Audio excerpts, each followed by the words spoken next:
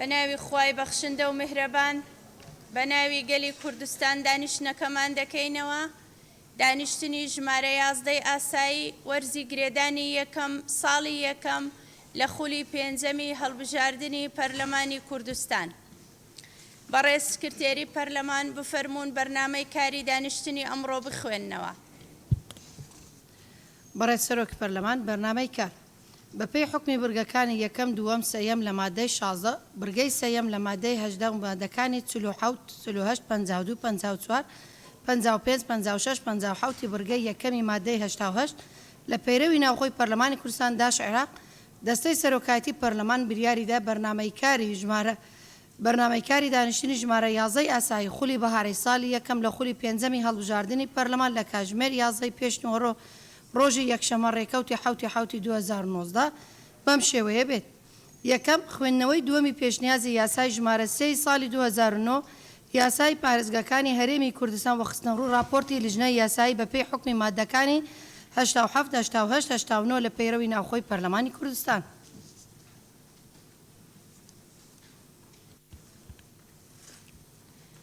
خستنە ڕووی راپۆرتی لیژنەی هاوبەشە لیژنەی یاسایی و لیژنەی پێشمەرگە و ناوخۆ ئاسایش و ئەنجومەنە خۆجێیەکان.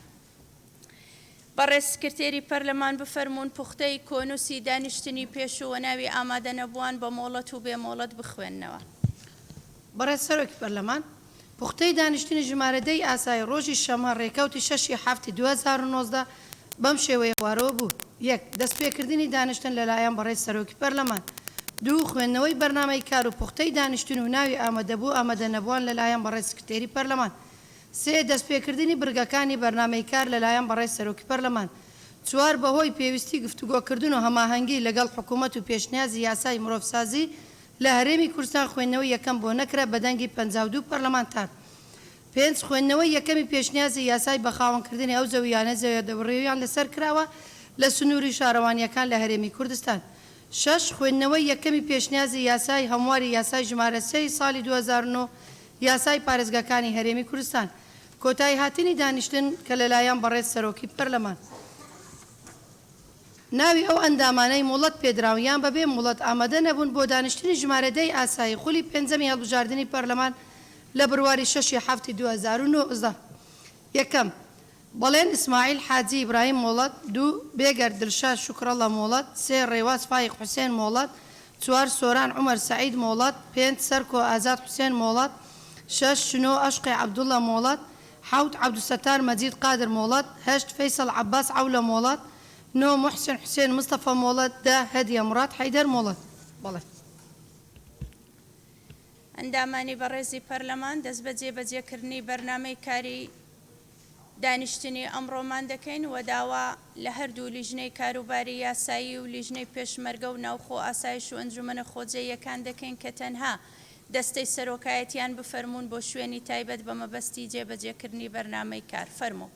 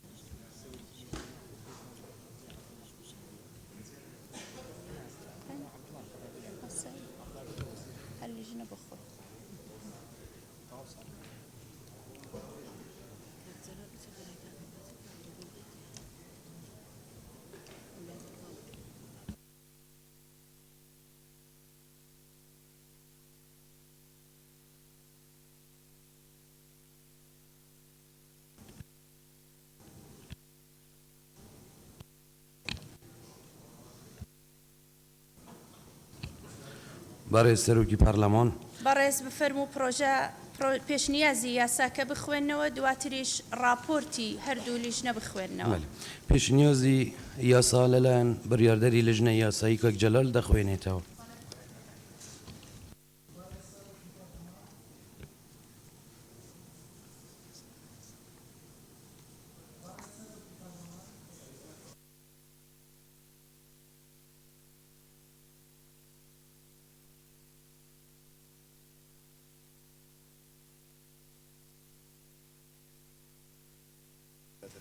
کەس هەیە ئیش پێ بکە؟ بەڕێز سەرۆکی پەرلەمان پێشنیازی یاسای هەمواری یەکەمی یاسای ژمارەسی ساڵی 2009 یاسای پارێزگاکانی هەرێمی کوردستان مادەی 1 خاڵی 1 لە بڕگەی سێیەم لە مادەی شەشەمی یاساکە هەموار دەکرێت و بەم شێوەیە دەخوێنرێتەوە. 1 هەڵبژاردننی پارێزگار لە دەرەوەی ئەندامانی ئەنجومەنیان لە نێویاندا بە زۆرینەی ڕەهای ژمارەی ئەندامانی ئەنجومەن دەبێت لە ماوەیەکدا کە ئەو پەڕی 30 ڕۆژ لە مێژووی بەستنی یەکەمین دانیشتنەوە تێپەڕ نەکات.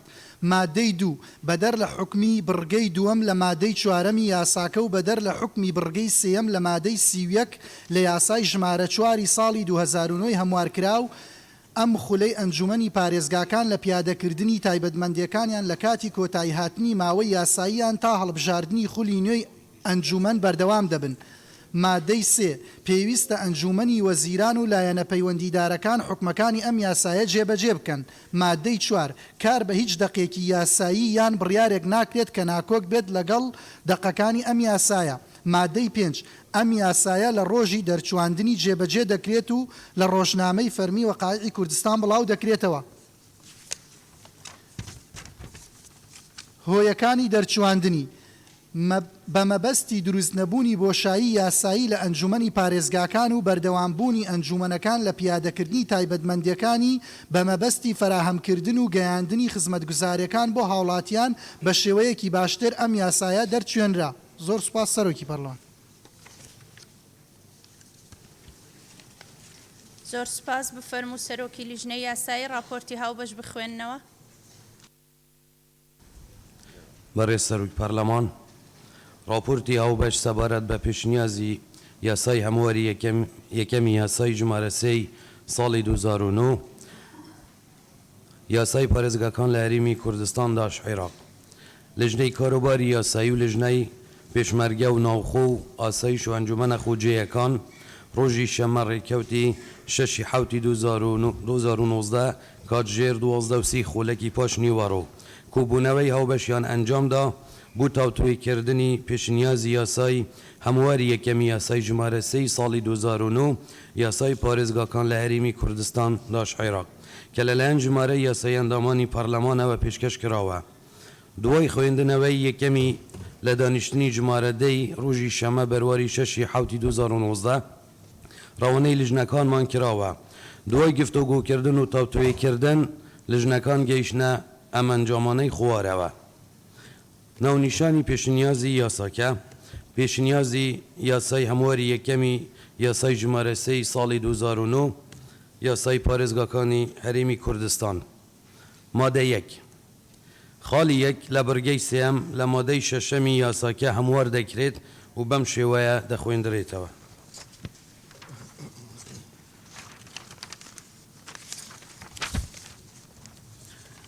یەک هەلبژاردننی پارێزگار لە دەرەوەی ئەندامانی ئەنجومەن یان لە نێوانیاندا بە زۆرینەی ڕەهای ژمارەی ئەندامانی ئەنجومەن دەبێت لە ماوەیەکدا کە بەو پەڕی 30 ڕۆژ لە مێژووی بەستنی یەکەم دانیشتنەوە تێپەڕ نەکات. مادە 2 بەدەر لە حکمی بڕگەی دووەم لە مادەی چواردەمی یاساکە و بەدەر لە حکمی بڕگەی سێەم لە مادەی 31 لە یاسای ژمارە 4 ساڵی 2009 هەموارکراو ئەم خولەی ئەنجومەنی پارێزگاکان لە پیادەکردنی تایبەتمەندیەکانیان لە کاتی کۆتایی هاتنی ماوەی یاساییان تا هەلبژاردننی خولێکی نوێی ئەنجومەن بەردەوام دەبن. مادە 3 پێویستە ئەنجومەنی وەزیران و لایەنە پەیوەندیدارەکان حکمەکانی ئەم یاسایە جێبەجێ بکەن. مادە 4 کار بە هیچ دەقێکی یاسایی یان بڕیارێک ناکرێت کە ناکۆک بێت لەگەڵ دەقەکانی ئەم یاسایە. مادە 5 ئەم یاسایە لە ڕۆژی دەرچواندنی جێبەجێ دەکرێت و و لە ڕۆژنامەی فەرمی وەقایعی کوردستان دا بڵاو دەکرێتەوە. هۆیەکانی دەرچوواندن بە مەبەستی دروست نەبوونی بوشایی یاسایی لە ئەنجومەنی پارێزگاکان و بەردەوامبوونی ئەنجومەنەکان لە پیادەکردنی تایبەتمەندیەکانی بە مەبەستی فراهەمکردن و گەیاندنی خزمەتگوزاریەکان بۆ هاوڵاتیان بە شێوەیەکی باشتر ئەم یاسایە دەرچوێندەرا. زۆر سپاس. زۆر سپاس بەڕێز سەرۆکی لیژنەی یاسایی. بفەرمونون ناونیشانی راپۆرتەکەتان بخوێننەوە، ناونیشانی پێشنیازی یاساکە بۆی دەرگای گفتوگۆ بکەینەوە. ناونیشانی پێشنیازی یاساکە بەم شێوەیە: پێشنیازی یاسای هەمواری یەکەمی یاسای ژمارە 3 ساڵی 2009 یاسای پارێزگاکانی هەرێمی کوردستان.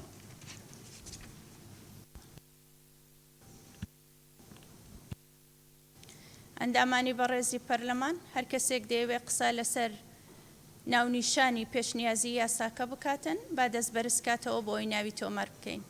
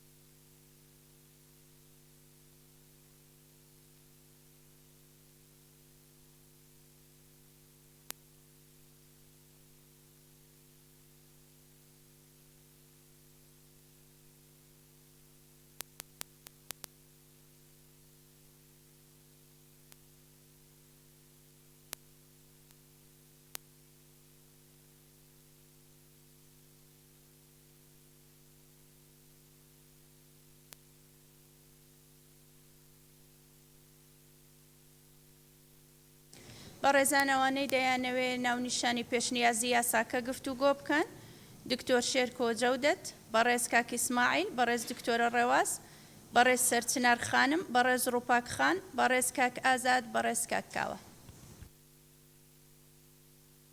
بفەرموو بەڕێز دکتۆر شێرکۆ.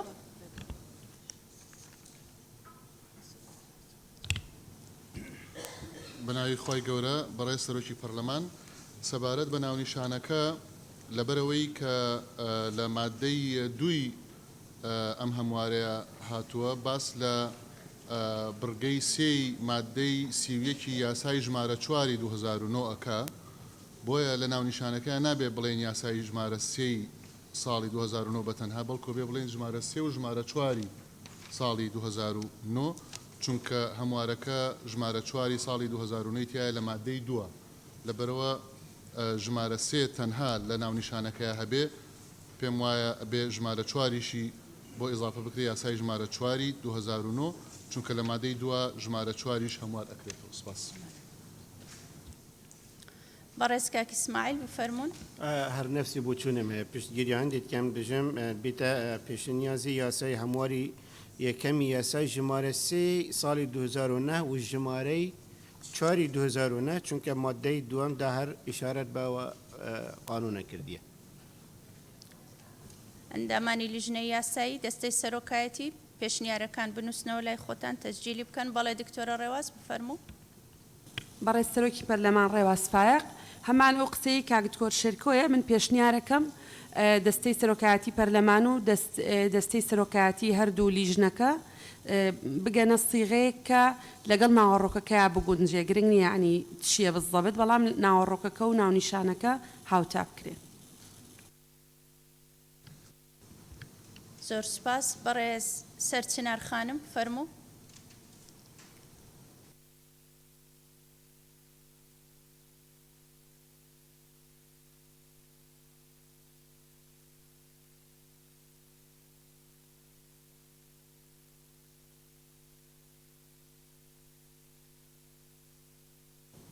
بەڕێز سەرچنار خانم فەرموو.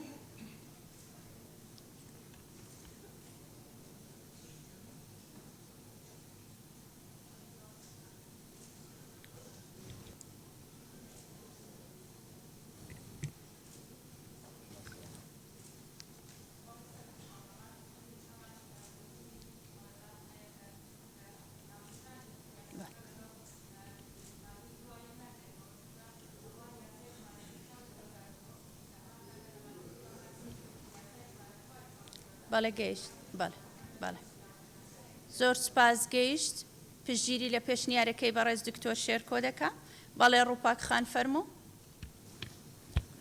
بەڕێز سەرۆکی پەرلەمان منیش پشتگیری قسەکانی دکتۆر شێرکۆ و دکتۆرە ڕێواز دەکەم داوا دەکەم هاوتاکردنی بە هاوتاکردنی ناوەڕۆک و ناونیشانەکە بەم شێوازە پێشنیازی یاسای درێژکردنەوەی خولی دووەمی ئەنجومەنی پارێزگاکان و هەمواری میکانیزمی هەڵبژاردننی پارێزگار زۆر سپاس بەڕێز کاکە ئازاد فەرموو من بەڕاستی لە پێشنیازەکان لە هەموارکردن دوو مادە بەس پێشنیازکرا دەمێت دوو مادەش ئیزافە بکەم ئەگەر ببی برێم پێشنیازەکە کان با بینە سەر مادەکان بەڵێ بەڕێز کاکاوە فەرموو بەڕێز سەرۆکی پەرلەمان لەبەرەوەی ئەم یاسایە هەم درێژکردنەوەیە و هەم هەموارکردنیشە بۆیە پێشنیاز دەکەم بکرێتە پێشنیازی درێژکردنەوە و هەموارکردنی خولی دووەمی هەڵبژاردننی پارێزگاکان و میکانیزمی هەڵبژاردننی پارێزگار زۆر سپاس بەڕێز دکتۆر ڕێبوار فەرموو بە ناوی خی گەورە و میرەبان بەڕێز سەرۆکی پەرلەمان من ئەو تێبینەی کە هەمە لەسەر ناونیشانەکە لە ناونیشانەکە یاسای پارێزگاکان هاتووە پارێزگاکان یاریێمی کوردستان من پێم وایە لە بری چەمکی پارێزگاکان ئەبواە بنووسراوە ئەنجومەنی پارێزگاکان چونکە پارێزگا بڵێن چەمکێکی جوگرافی مجڕەدە بەڵام ئەنجومەنی پارێزگاکان فۆرمێکی ئیداری سیاسیە بۆی پێشنیار دەکەم کە بەو شێوەیە خوارەوە لێبێ هەمواری یاسای ژمارە 3 ساڵی 2009 یاسای ئەنجومەنی پارێزگاکان یاریێمی کوردستان سپاس ئەوە ناونیشانی یاساکەیە یاساکە خۆی ناوی یاسای پارێزگاکانە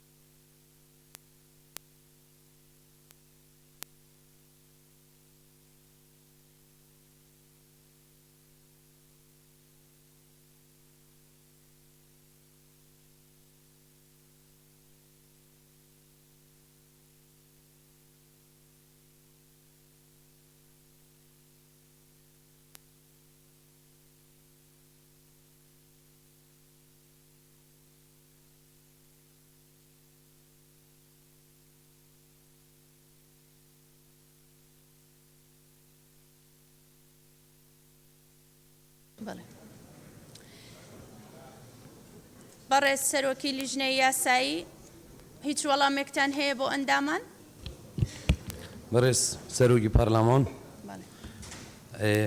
ئەم حەسکەین کو ناونیشانوەکی خوبمینێت المادە دوودا ئەم دێ مادێ 4 ڕاکەین مادێ دوودام دێ ئەvێ عیبارێ ڕاکەین کو ئیشارەت مادێ 4 تێتەدان شیاسا ژمارە 4 ساڵا 2009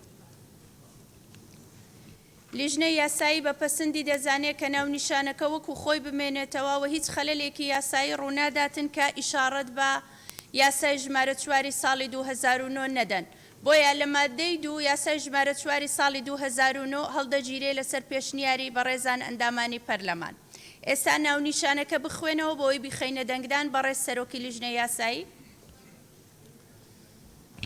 بەڕێز سەرۆکی پەرلەمان ناونیشانی پێشنیازی یاساکە پێشنیازی یاسای هەمواری یەکەمی ژمارە 3 ساڵی 2009 یاسای پارێزگاکانی هەرێمی کوردستان.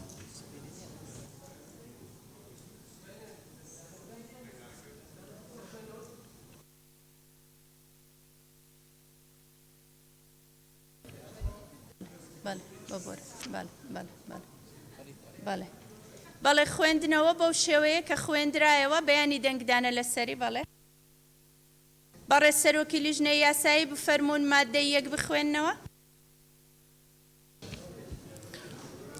بەڕێز سەرۆکی پەرلەمان مادەی یەک خاڵی یەک لە بڕگەی سێەم لە مادەی شەشەمی یاساکە هەموار دەکرێت و بەم شێوەیە دەخوێندرێت. یەک هەلبژاردننی پارێزگار لە دەرەوەی ئەندامانی ئەنجومەن یان لە نێوانیاندا بە زۆرینەی ڕەهای ژمارەی ئەندامانی ئەنجومەن دەبێت لە ماوەیەکدا کە ئەو پەریسی ڕۆژ لە مێژووی بەستنی یەکەم دانیشتنەوە تێپەڕ نەکات. ئەندامانی بەڕێزی پەرلەمان دەرگای گفتوگۆ لە سەرمادەی یەک دەکەینەوە هەر بەڕێزێک دەیەوێ قسە بکات دەست بەرزکاتەوە.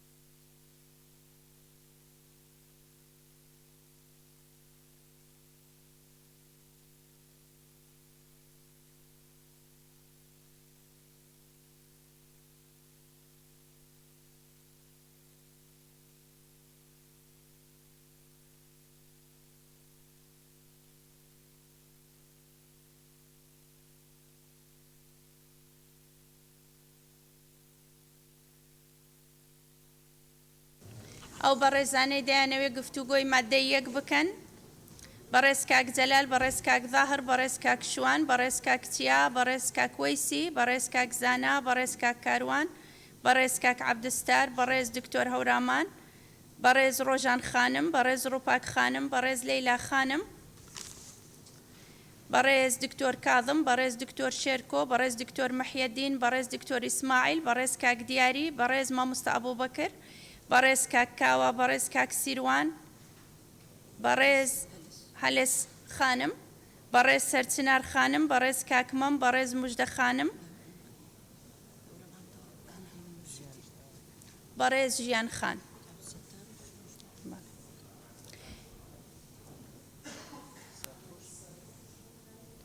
بەڕێز کاک سەرکۆ خوێندمەوە سەرکۆ بەڕێز کاک ئایدن تەمام بەڵێ کاک جەلال فەرموو تەنها 2 دقەتان هەیە لەسەر هەر مادەیە قسە بکەن یەک دقە بەڕێز سەرۆکی پەرلەمان بخۆی یاساکە من پێشتر ئەندامی ئەنجومەن بوویمە یاساکە پارێزگار دەبایە لە زمانی ئەوانە بێ کە دەنجی خەڵکی بەدەستێنا و لە ئەنجومەنی پارێزگاکان پێشتر بە زۆرەی ڕەهای دەنگ پارێزگار هەڵبژێردراوە ئێستا من پێشنیار دەکەم یەکسەر پارێزگار لە دەرەوەی ئەنجومەن لەبەرەوەی پۆستێکی سیادی گەورەیە لە شارێکی بە تایبەتی بابسە بۆ نمونە باسی هەولێر دەکەین پایتەختی هەرێمی کوردستان من پێشنیار دەکەم بەبێ گەڕانەوە بۆ ڕەهای زۆرنەی دەنجی ئەندامانی ئەنجومەن لە دەرەوەی ئەنجومەن پارێزگار هەڵبژێردرێ و زۆر سوپاس بەڕێز دکتۆر کاظم فەرموو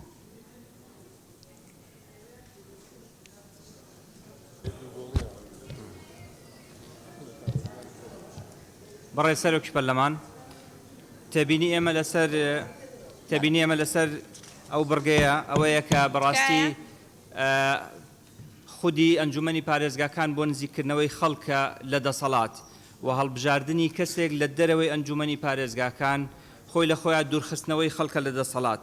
ئەمە یەک دووەم ئەنجومەنی پارێزگاکان بۆ دابشکردن و شۆڕکردنەوەی دەسەڵاتە لەسەرەوە بۆ پارێزگاکان. وەڵام هێنانی کەسێکی دەرەوەی پارێزگاکان کە شەرعێتی هەڵبژێراوی نەبێت لەلایەن خەڵکەوە خۆی لە خۆیان دووبارە پێچەوانەی ئەم بنەما دیموکراسیەیە و لێسەندنەوەی ئەو مافەی خەڵکە یان مافی ئەو دانیشتوانەیە کە لەو پارێزگایە خۆیان ڕاستەوخۆ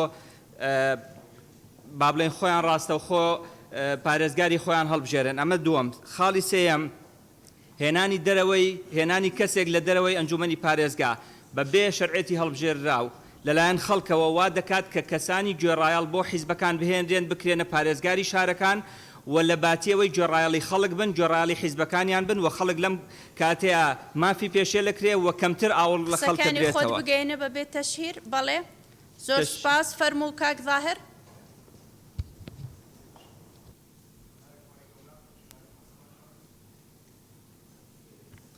بەڕێ سەرۆکی پەرلەمان پێشنیار دەکەم کە مادەکە تەنها بەو شێوەیە بێت تەنها ئەوە بێ کە لە زیاتی 30 ڕۆژ لە یەکەم دانیشتن ببتە 30 ڕۆژ لە سوێند خواردنی ئەندامانی ئەنجومەن. بەڕێز دکتۆر شێرکۆ فەرموو. بەڕێز سەرۆکی پەرلەمان پشتگیری لە پێشنیارەکەی دکتۆر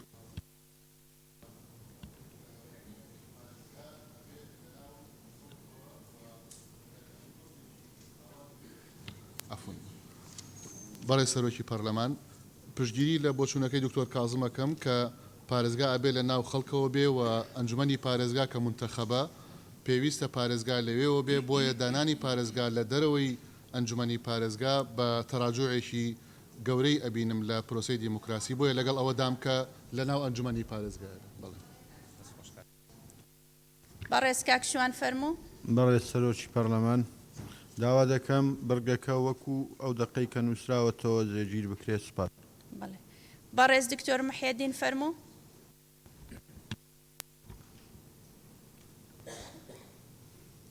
بەڕێز سەرۆکی پەرلەمان هەڵبژاردننی پارێزگار لە ئەندامانی ئەنجومەن بێ پەسەندتر و باشترە چونکە خۆی دەرچووی لیستی براوی هەڵبژاردنە و پابندی ئەو بەرنامە و بەڵێنانە دەبێت کە خۆی و لیستەکەی لە کاتی هەڵبژاردن بە هاوڵاتیانی داوە. لەسەر ئەو بنەمایە هاوڵاتیان دەنجیان پێداوە بۆ ئەوەی ببێ بە هەڵبژێردراوی ئەو ئەنجومەنە و هاوڵاتیان چاوەڕێی جێبەجێکردنی ئەو بەرنامە و بەڵێنانەی لێ دەکەن لە کاتی هەڵمەتی هەڵبژاردن و خۆی لیستەکەی داویانە بە هاوڵاتیان و هەڵبژاردننی پارێزگار لە دەرەوەی ئەنجومەن دەستی حزب واڵاتر دەکات و بە ئارەزوی خۆی گۆڕانکاری لەو پۆستە دەکات و دەستی حزب بە شێوەیەکی ڕاستەوخۆ ڕنگ دەداتەوە و جۆرێک لە ناسەقامگیری لە کاری ئەنجومەنەکە و خودی ئەو پارێزگارەش دروست دەکات و هەڵبژاردننی پارێزگار لە ناو خودی ئەنجومەنەکە دیموکراسیترە و زۆر سپاس.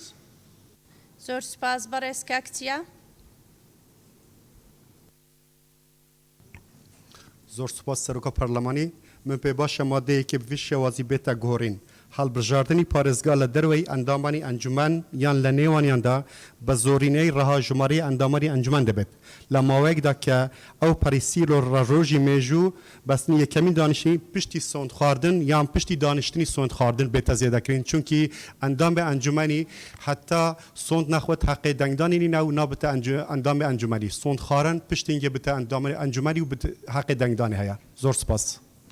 دکتۆر ئیسماعیل فەرموو.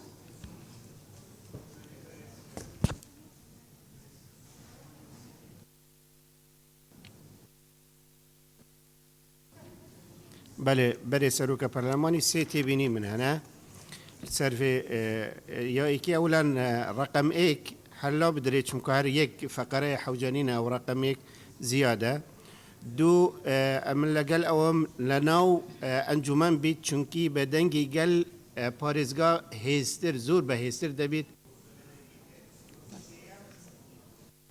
سێەم ئەم نقطە لەگەل هۆکارەکان نەمونسەجمە هۆکارەکان ئەڵێت بە مەبەستی دروست نەبوونی بوشایی یاسایی ئەمە چ علاقت بە بوشایی یاسایی و هەیە هەر هیچ یان نەمونسەجمە لەگەل ئەوە دەبینم وەکو خۆی بمێنێت لە ناو ئەنجومەندا هەڵبژێت. بەڵێ زۆر سپاس مامۆستا وەیسی فەرموو.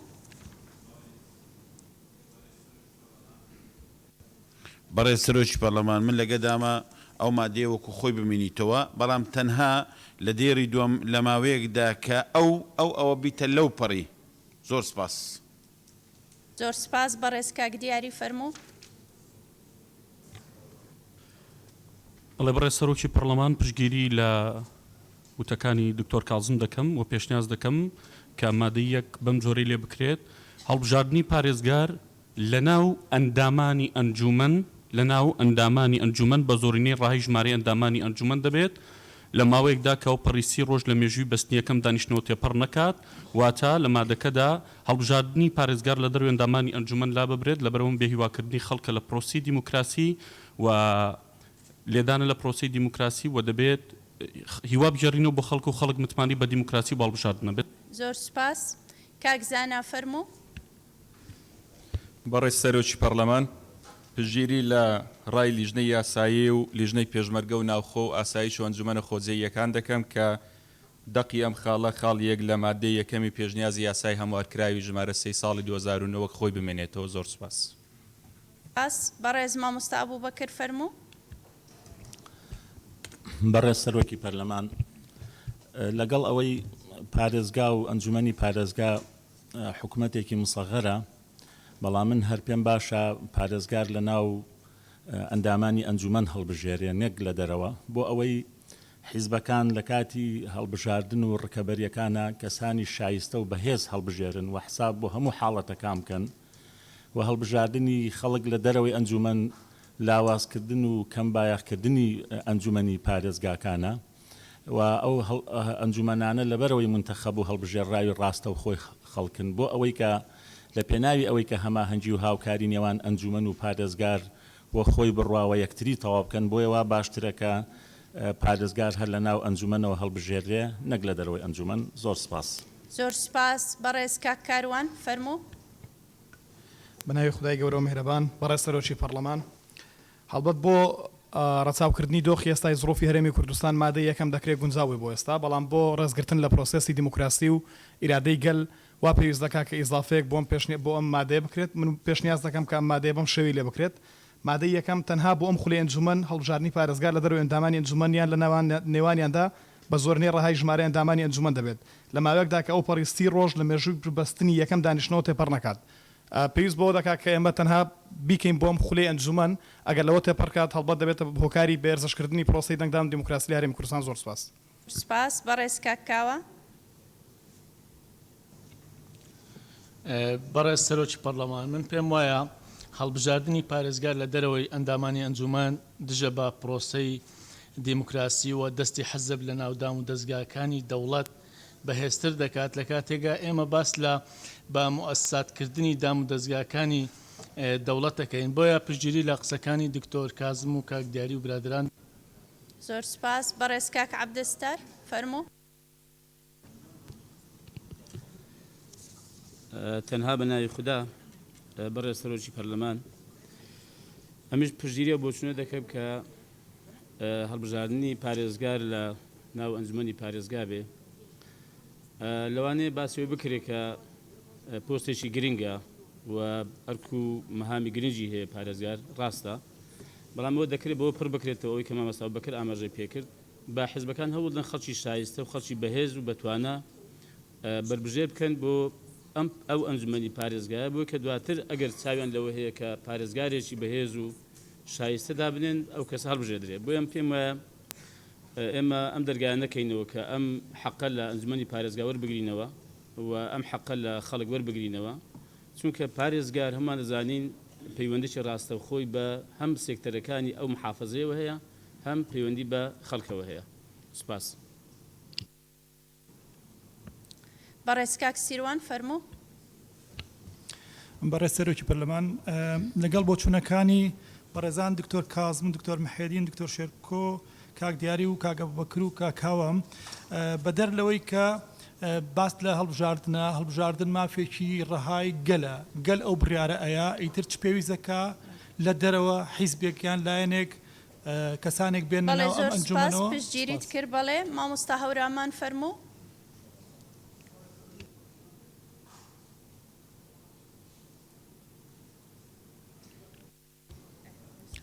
ئەیخوای بەخشندەی مهرەبان بەڕێز سەرۆکی پەرلەمان منیش پشگیری لە بۆچوونەکەی برای بەڕێز کە عەبدولستار و دکتۆر کاظم و دکتۆر شێرکۆ دەکەم.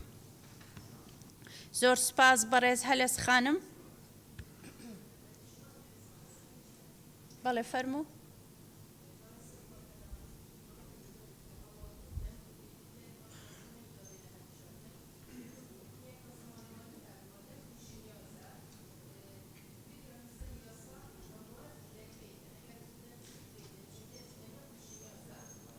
بەڵێ زۆر سپاس. بەڕێز ڕۆژان خانم. بەناوی خوای گەورە و میهرەبان بەڕێز سەرۆکی پەرلەمان من پشتیوانی پێشنیارەکەی کاکاروانەکەم و سپاس.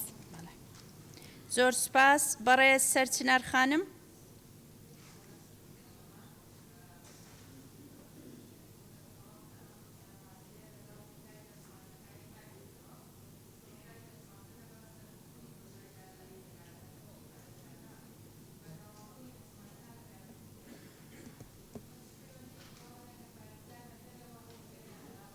بەڵێ.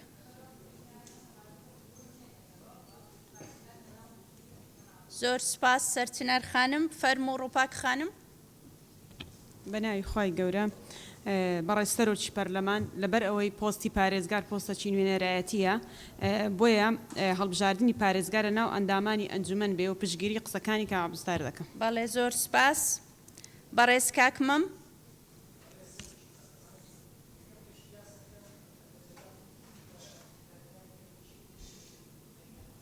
بەڵێ بەڵێ.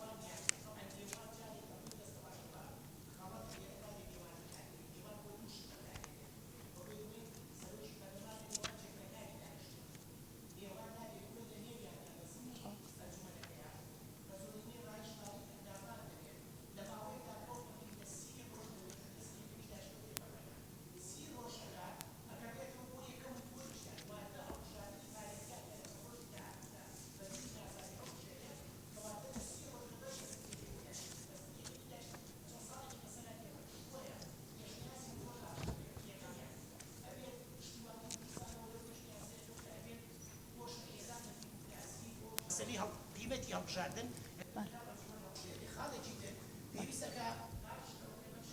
ئەگەر پێداگیری کرا لەسەر ئەوەی هەر پارێزگار لە دەروی ئەنجومەن هەڵبژێرێ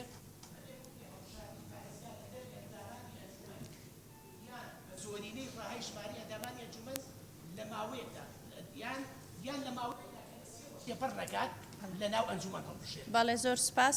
زۆر سپاس. خاڵی یەکەم کە دانراوە بۆی دووبارە نەکرێتەوە جارێکی کاوە ئەسڵی یاساکەیە لە ناو ئەسڵی یاساکەدا بڕگەی دووەم لە چەند خاڵێک پێکدەیەک و دوو سێ بۆیە لیژنەی یاسایی تەنها هەمواری بڕگەی یەکەمیان کردوتەوە دەبێ ئیشارەت بدەن بەوەی کە خاڵی یەکە لە بڕگەی دووەم ئەگەر بگەڕێنەوە سەر ئەسڵی یاساکە ئەو کێشە دەبینن بوونی نییە. بەڵێ لەیلا خانم فەرموو.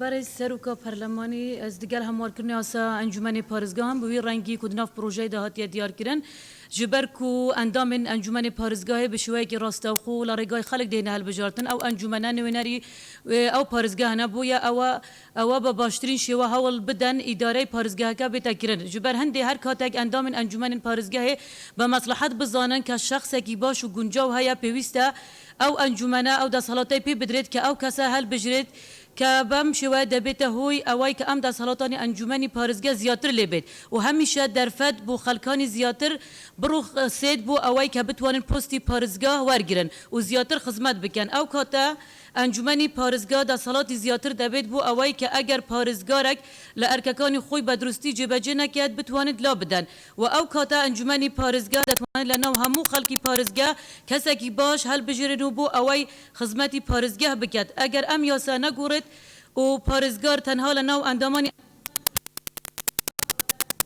بەڵێ زۆر سپاس. زۆر سپاس لەیلا خانم. زۆر سپاس بەڵێ موژدە خانم فەرموو.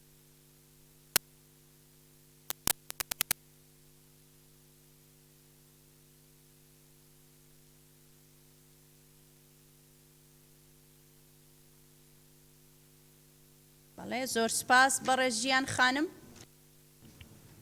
بەڕێز سەرۆکی پەرلەمان پشتگیری پێشنیاری هەردوو بەڕێزان زاهر محەممەد و چیا شەریف دەکەم لەبوو گۆڕینی مادە یەکەم لە هەلبژاردننی پارێزگار لە دەرەوەی ئەندامانی ئەنجومەن یان لە نێوانیاندا بە زۆرینەی ڕەهای ژمارەی ئەندامانی ئەنجومەن دەبێت لە ماوەیەکدا کە ئەو پەڕی سی ڕۆژ لە مێژووی بەستنی یەکەمین دانیشتن و سین خواردنی ئەندامانی ئەنجومەن تێپەر نەکات. زۆر سپاس بەڕێز کاک سەرکۆ فەرموو.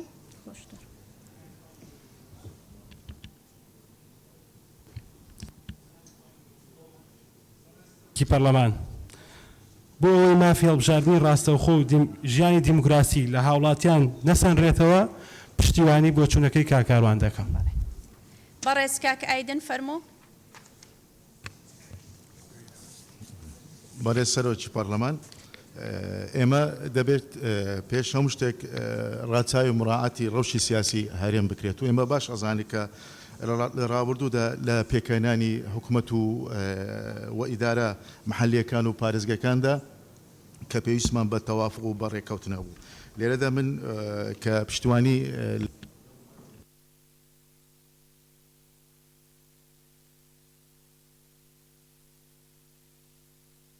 مایکەکەت داگیرسێنە. پشتیوانی لە لژنەی کاروباری یاسا و لژنەی پێشمەرگە و ناوخۆ و ئاسایش و ئەنجومەنە خۆجەیەکان دەکەم. زۆر سپاس. بەڵێ زۆر سپاس. ئەندامانی دەستەی سەرۆکایەتی هەردوو لیژنە وەڵامتان هەیە بۆ پێشنیارەکان؟ بەڵێ کاک عەباس فەرموو. ناوی خدای مازن دنوان برای سروکی پارلمان عمل لجنه پیشمرگه و نافخو آسایش و انجمن پارێزگا انجمن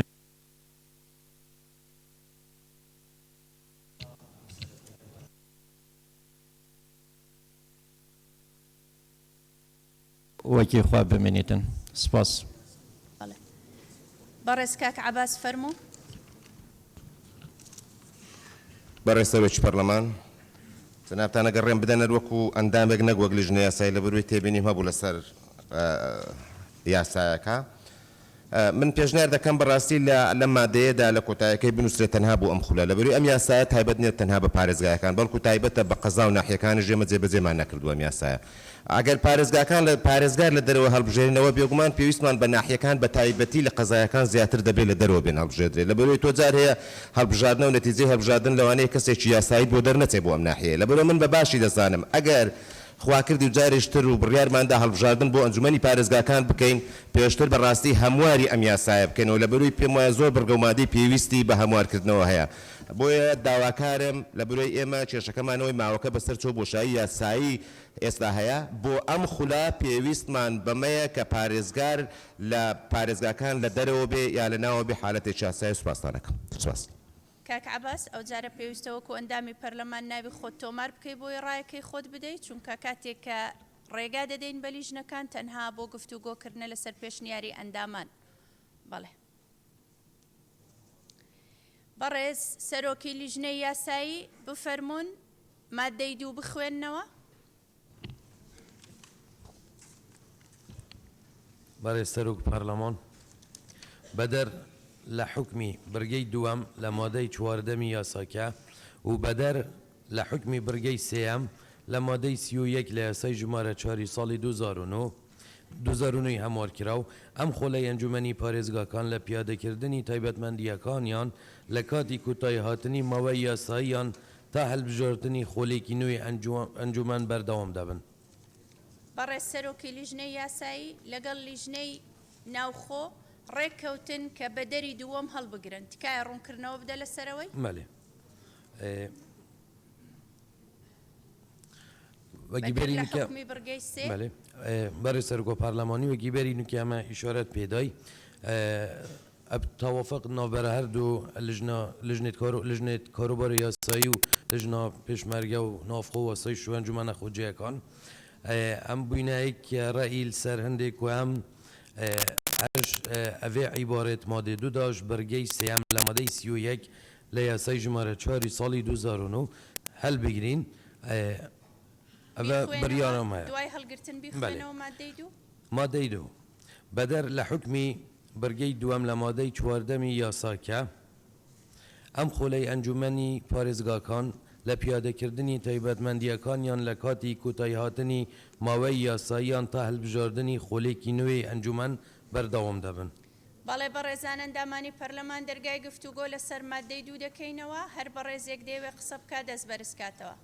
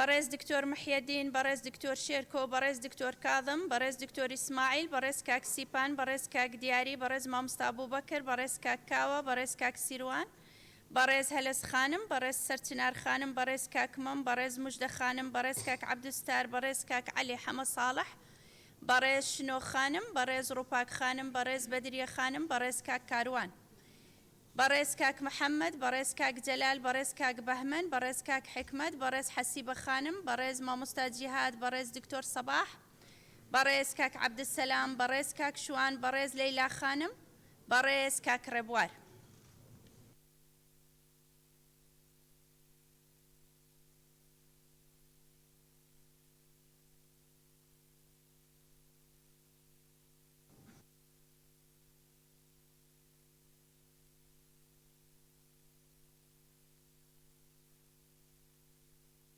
بەڕێز مامۆستا هەورامان بەڕێز سەلما خانم بەڕێز کاک سەرکۆ بەڕێز کاک لوقمان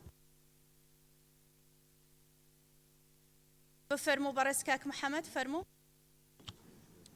بەڕێز سەرۆکی پەرلەمان ئەنجومەنی پارێزگاکان لە ماوەی ڕابردوو کارەکانیان زۆر بەباشی بەڕێوە بردووە و لە خولی ڕابردوو سەرڕای ئەوەی کە کێشەی سیاسی و منبلانی سیاسی هەبوو تانەت ئەو منبلانە سیاسی هاتبووە ناو پەرلەمانی کوردستان بەڵام بە هیچ شێوازێک عەکسی نەکردبووە ناو ئەنجومەنی پارێزگاکان بۆیە ئێمە پاڵپشتی ئەو مادەیە دەکەین لە راپۆرتی هەردوو لێژنە کە لە کارەکانیان بەردەوام بن بۆ ئەوەی بتوانن ئەو بۆشایی یاساییە نەمینێتن تەنها تێبینیم هەیە لەسەر دوو وشە لە پیادەکردنی تایبەتمەندیەکانیان ئەم دوو وشەیە لە هۆیەکانی دەرچوون نووسراوە بەڵام لێرە تەنها بنووسرێت ئەم خولەی ئەنجومەنی پارێزگاکان تا هەڵبژاردننی خولێکی نوێی ئەنجومەن بەردەوام دەبێت سپاسان دەکەین بەڵێ زۆر سپاس بەڕێز دکتۆر محیەدین فەرموو سپاس سەرۆکی پەرلەمان بەردەوامبوونی ئەم خولەی ئەنجومەنی پارێزگاکان تا هەڵبژاردنێکی تر من دەپرسم کەی هەڵبژاردنێکی تر دەکرێت ئایا ماوەکەی دیاری کراوە ئایا خزمەت بە پرۆسەی دیموکراسی دەکات من پێم وایە بەردەوامبوونی ئەو ئەنجومانە تا هەڵبژاردنێکی تر کە ماوەکەی دیاری نەکراوە خزمەت بە پرۆسەی دیموکراسی لە وڵاتی ئێمەدا ناکات بۆیە پێم وایە لە بری درێژکردنەوەی تەمەنی ئەو ئەنجومەنانە وای بە باشتر دەزانم لە دوای پێکەینانی کابینەی نوێ و حکوومەتی تازە بڕیار لەسەر هەڵبژاردننی ئەنجومەنی پارێزگاکان بدات و کۆمیسیۆن ڕابسپێرێ بۆ ئامادەسازیکردن بۆ هەڵبژاردننی ئەنجومەنەکان چونکە درێژکردنەوەی تەمەنی ئەو ئەنجومەنانە تا کاتێکی نادیار زیان بە پرۆسەی دیموکراسی و دەگەیەنێ لە هەرێمی کوردستان و باوەڕبوونی هاوڵاتیان بە پرۆسەی دیموکراسی و دامەزراوەکان لەقتر دەکات و ئەنجامدانی هەڵبژاردننی ئەنجومەنی پارێزگاکان لە دوای دەست بەکاربوونی کابینەی نوێ و لە سایه ئەودا دەبێتە دەستکەوتێک بۆ خودی کابینەکە و بەردەوامبوونی پرۆسی دیموکراسی لە وڵاتی ئێمەدا و زۆر سپاس. زۆر سپاس بەڕێز کاک جەلال. زۆر سپاس بەڕێز سەرۆکی پەرلەمان. بەڕاستی من لەگەڵ ئەوەم ئەنجومەن بەردەوام بێ تا ئەو کاتی هەڵبژارن، بەڵام لەگەڵ ئەوە نیم ئەنجومەنێک 5 ساڵ خزمەت بکات دەسەڵاتی لێپێچینەوەی یاخود متوانەوە گرتنەوەی لە پارێزگار هەبێ، لە قایمقام هەبێ، لە مدیر ناحیە هەبێ، لە بەڕێوەبەرە گەشتەکان هەبێ، یەکەیەکی وحدەی حیسابی نەبێ، بودجەیەکی تایبەتی نەبێ. هەردابانی ئەنجومەن ئێستا بەردەوام هەمیان هیچ ئیمتیازێکیان نییە کە تەواو دەبێت دەچێتەوە ماڵ. تەقاعودیشی شمول ناکە. لەگەڵ ئەوەدەمە ئەنجومەن دەسەڵاتی ڕای هەبێ بەڕاستی، بەڵام یەکەی ژمێریانی وحدەی حیسابی زۆر پێویستە، بودجە زۆر پێویستە. ئەندامانی ئەنجومەن بە دوواداچین کردە بۆ کێشەی زۆر گرنگ سیارەك نەبووە پێ بچیات چۆ بکە. لەگەڵ ئەوەم ئەندامانی ئەنجومەن دەسەڵاتی هەبێ بەڕاستی بە تایبەتی لە ڕووی حیسابی لە ئیمتیازاتەوە. زۆر سوپاس. بەڕێز دکتۆر شێرکۆ. بەڕێز سەرۆکی پەرلەمان شێرکۆ جەودەت، پێویستە مەسەلەی ڕەهەندی دارایی لەم مۆزوعی هەڵبژاردنانەیە ڕەچاو بکەین لە پاڵ ڕەهەندەکانی ترە. کاتێک کاڵێن ئەنجومەنی پارێزگا هەڵبژاردننی بۆ بکرێ، ئەمە معنای ئەوەیە کە بیرمان نەچێت کە میزانیەی تەنمیەی پارێزگاکانی عێراق کە لە عێراقەوە دەرەچێ ڕەبتە بێ بەم ئەنجومەنە و بەم پارێزگایەوە دواتر. بیرمان نەچێت کە ئەم ئەنجومەنانە معاناتی لە سەرەتای دامەزراندنیانەوە تا ئەم لەحزەیە هەموو جارێک کاتیان بەسەر چووە. لەبەرەوە بۆ ئەوەی کە ئەو ئێرادەی کە تەزعیفی ئەنجومەنی پارێزگاکان ئەکا نتوانێت سەرکەوتوو بێ لەم مۆزوعەیە، ئێمە ئەبێ پشگیری لەو بکەین کە ئەبێ بە زووترین کات هەڵبژاردننی ئەنجومەنی پارێزگاکان بکرێ. بۆیە پێشنیاری ساڵێک ئەکەین لە کاتی دەرچوونی ئەم یاسایەوە، ئەم هەموارەوە ساڵێک تا ئەوە کۆمیسیۆنیش بێگومان ئەبێ بێتە سەرخەت، چونکە ئەوان عادەتەن داوای 6 مانگەکەن. گرنگ ئەوەیە بەو ڕەهایە نەیهێڵینەوە کە بڵێن تا هەڵبژاردننیشی داهاتوو کە نازانین کەی ئەکرێ و ئەوەش دیسانەوە درێژەدانە بە لاوازکردنی ئەنجومەنەکان، لاوازکردنی ئەنجومەنەکانیش یعنی لاوازکردنی ئەو هەیئەیە کە تەدقیقەکە وردبینیەکە لێپرسینەوەکە لەو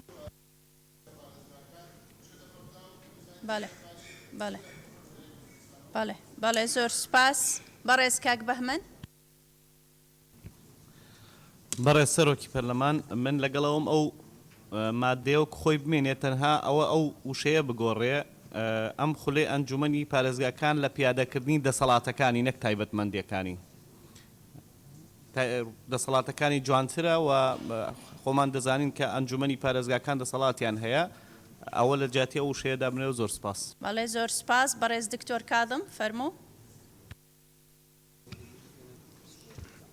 بەڵێ بەڕێز سەرۆکی پەرلەمان، سەبارەت بەم مادەیە من دوو ملاحەزەم هەیە.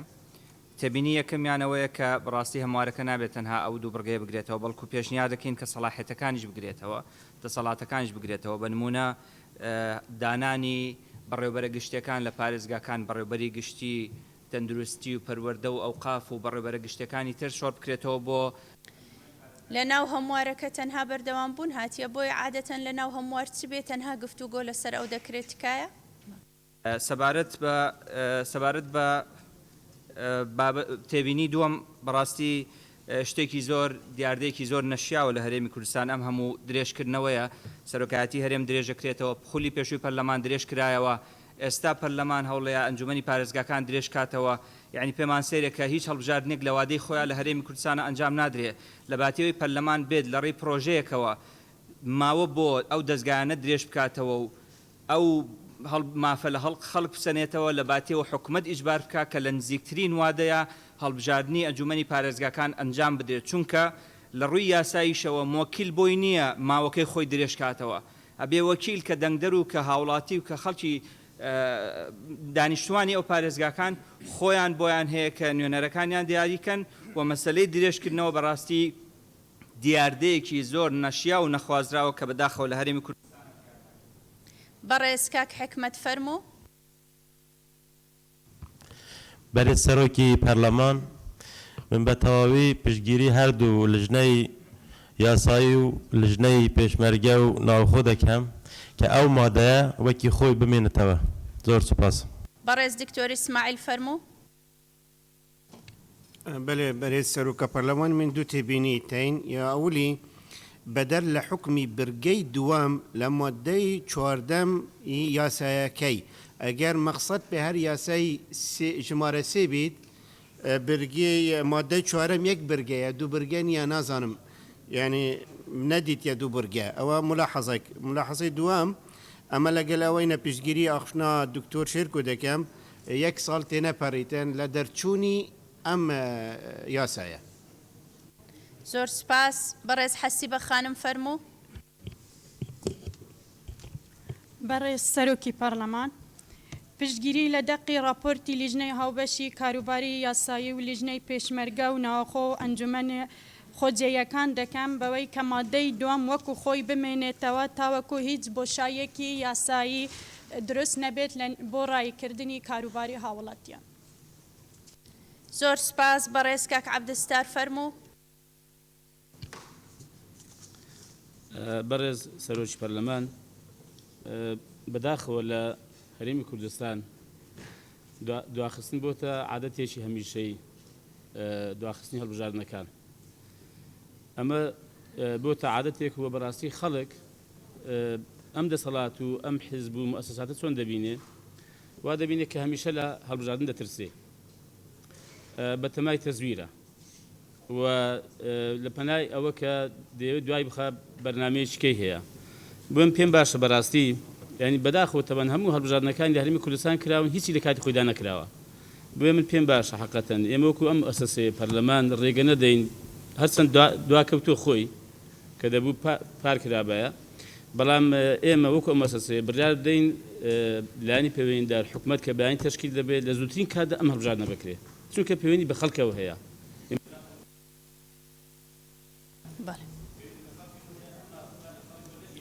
بەڵێ زۆر سپاس. بەڵێ سپاس بەڕێز کاک عەلی حەمە ساڵح فەرموو. بە ناوی خی گەورە بەڕێز سەرۆکی پەرلەمان دیارە وەکو مەبدە هەڵبژاردننی دەوری لە کاتی خۆیان بابەتێکی گرنگە بەڵام هەڵبژاردن تەنیا لە پێناوی هەڵبژاردنە خزمەتی پرۆسی دیموکراسی ناکە با هەڵبژاردن بکرێ گرنگ نییە چۆنە بەڵام هێشتنەوەی ئەم کاتە بە مەفتوحیش ڕەنگە مناقەشەی لەسەر بێت چەندە 2 ساڵ 4 ساڵ 6 ساڵ چکە کاتەکە مەفتوحە هەرچەند لە دەستوری عێراقا ئیجباریەتێکەیە بۆ محافەزات بەڵام بۆ ئەقالیم نییە من پێم باشە یاخود دروستتر وایە تاوەکو ئەو کاتەی کۆمسیۆنی باڵای هەڵبژاردنەکان تۆمارێکی شایستەیەوێ قانونی هەڵبژاردنەکان تعدیل دەکرێتەوە زەمینە ئەڕەخسێ بۆ هەڵبژاردنێکی شایستە ویان ئەگەر توانیمان و ئیشەڵا شەتوانین لە دەستورا زۆر گرنگە ئێمە ڕۆژی هەڵبژاردن وەکو ڕۆژێکی نیشتیمانی دیاریکەین 4 ساڵ جارێک یەک ڕۆژ یەک مەسروف هەڵبژاردننی ئەنجومەنی پارێزگار هەڵبژاردننی پەرلەمانی کوردستان بکرێت بۆیە ئەمە ڕەنگە پرسیار دروستکە تاکەی بۆیە من ئەو دوو بژاردار کامیان بێت بە باشە زانوس. بەڵێ زۆر سپاس بەڕێز کاک سیپان. بەڕێز سەرۆکا پەرلەمانی divê madê duê da هیچ وادەیەک نەهاتیە دیارکردن ji بۆ یەکی هەڵبژاردنên ئەنجومەنê پارێزگەها بهێنەکردن دەمێکی دا مەسەربوڕە خوڵا چوویە ئەنجومەنê پارێزگا هەیە ku nêzîkî 9 ساڵان لەسەر karê xwe berdewam bûn lewra giringê divê hemwarkirinê da bihête destnîşankirin kengî هەڵبژاردنên ئەنجومەنê پارێزگا bihêne diyarkirin û piştgiriya gotinên Dr. Şêrk û Dr. Kazım dikin. سپاس بەڕێز مامۆستا جیهاد فەرموو. بله بناوی خدای مزن و دلوان طبعا از پشتگیری آماده دید که ما قسەکانت تەوزیهی چێ دەکەی مامۆستا؟ برس بله برس مانمید پرلمانی و بو پرلمانی نبود جناب و برس سروکا پرلمانی و کیا دیار طبعا پشتگیری اوی ماده هنید که این بو چی چکو هم تزانین چه زیان پروسا دموکراسی ناکتن اف کسانی تنیجی هر بدنگت خلقی تاتینا سروی کرسی که نه مثلا که هو صحاتینا وکی دیجا که دریش بید مثلا که تکنوقرات پتر شارازایات دای که خدمت پارێزگاهت خوب کن یا دیجا مدتی که بدانین بوچی کردستان راستی الگل چه مدانینم یه تحدید کری بوچی چونکو هم ظروفت خود زانین یه چوان احتمال شرمزار بین گل خلق خدا لو ما باش زانین وکی خوب بمینید. تمام زۆر سپاس بەڕێز کاک دیاری. بەڵێ بەڕێز سەرۆکی پەرلەمان سەبارەت بە مادەی 2 لەو شوێنەدا کە دەڵێت ئەم خولی ئەنجومەنی پارێزگاکان لە پیادەکردنی تایبەتمەندەکانیان لە کاتی کۆتایەتی ماوەی یاساییان تا هەڵبژاردننی خولێکی نوێی ئەنجومەن بەردەوام دەبم پشتگیری وتی هاوڕەکانم دەکەم لەوەی کە داوایان کرد کاتێکی دیاریکراودا بنرێت لەبەرەوەی دیاری نەکردنی کات کە لە مادەی دووەمدا هاتووە لەم هەمواردەکەتان بکێ ئەمە هەوڵێکە بۆ لاوازکردنی دیموکراسی جارێکە دیکەی دەڵێمەوە بەڕێ سەرۆکی پەرلەمان و ئەمە ئەرکێکی بەڵێ زۆر سپاس و ئەمەرکێکی مێژوویە لەسەر ئەمی پەرلەمانتاران کە ڕێز لە یاسا بگرین و هەوڵ بدەین ئەو بێ ئومێدبوونەی خەڵک کە بێ ئومێد بووە کە ساڵانێک کە دروست بووە لەسەر هەڵبژاردن ئەم ئومێدە بۆ خەڵک بجێڕینەوە و هیوادارم کاتێ دیاری بکرێت بەوەی کە کەمتر لە ساڵە بێت. سپاس. زۆر سپاس. تکایە پێشنیارەکانتان بە وازەحی بکەن و پشتگیری ئەوانەی پێشە خۆتان بکەن لەبەرەوەی لێرە تەنها قسە لەسەر نەسی مادەکانە خیتاباتی سیاسی نییە مناقەشە و گفتوگۆی لەسەر مادەیەکی دیاریکراو. بەڕێز دکتۆر سەباح فەرموو. بەڕێز سەرۆکی پەرلەمان من پشتگیری بۆ چوونەکانی کاک حکمەت و خوشکە حەسیبە و مەلە جیهاد دەکەم. زۆر سوپاس. بەڕێز مامۆستا ئەبوبەکر فەرموو.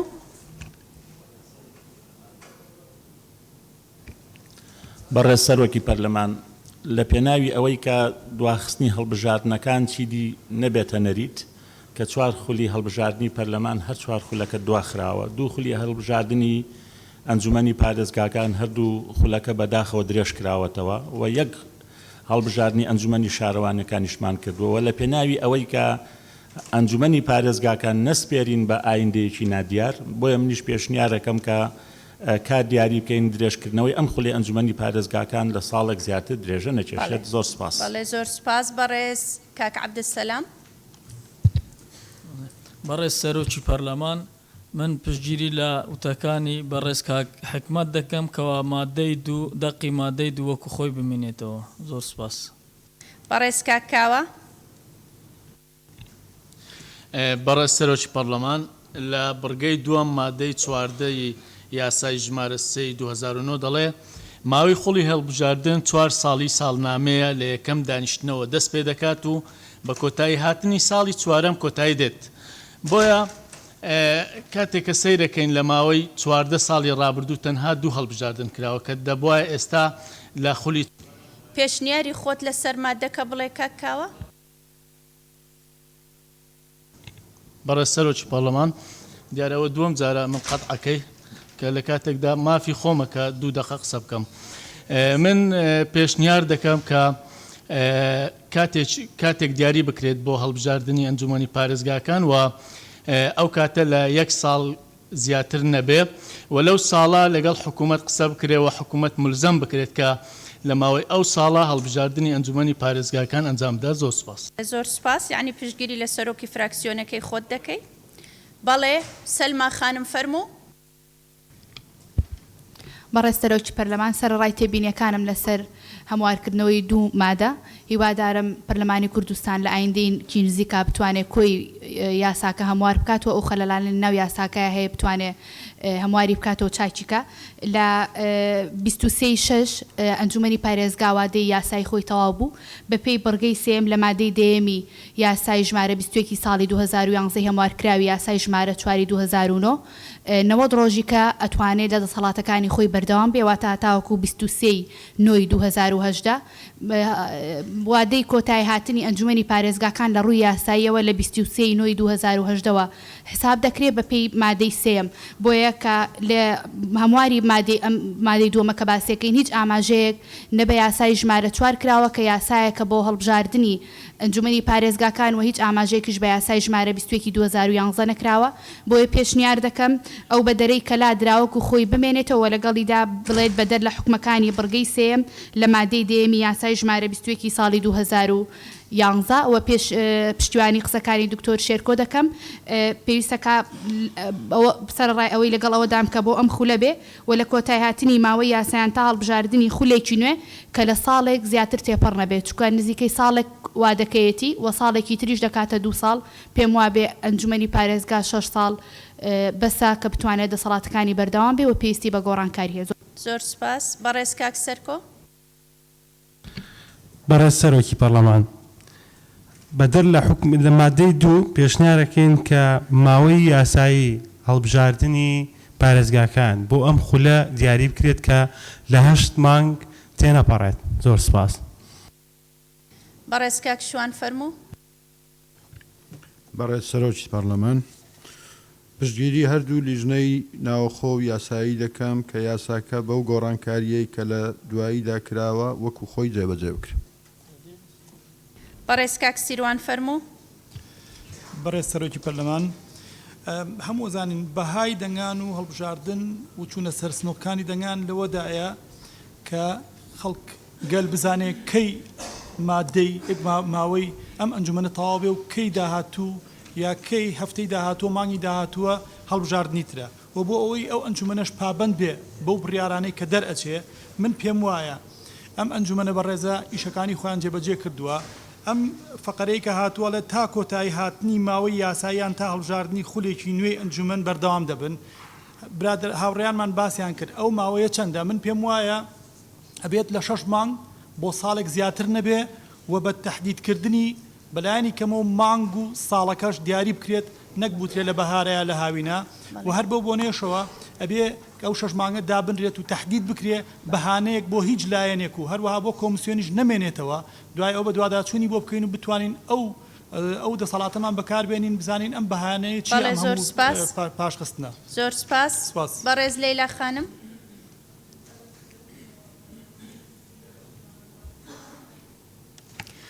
برای سروکا پارلمانی پشگیری لجنه نافخو یاسایی دکم اگر هم صح کنی ابرو ام لهرم کردستانی ام نام واقعی که دادن که بشوی که گشتی بو پیکانی حکومت و رکابنی سیاسی لنو لاین سیاسی موای که زور دویتن او کارگری لسر پروسه سیاسی لهرم کردستانی بشوی که گشتی دکتن اجبر و اکی از گل و اکی ما کوماوی انجمن پارزگاه هم بیت زیاد کردن اجبر کو چه فراغ یاسایی درست نبیدن. بله. زور سپاس برای هلس خانم.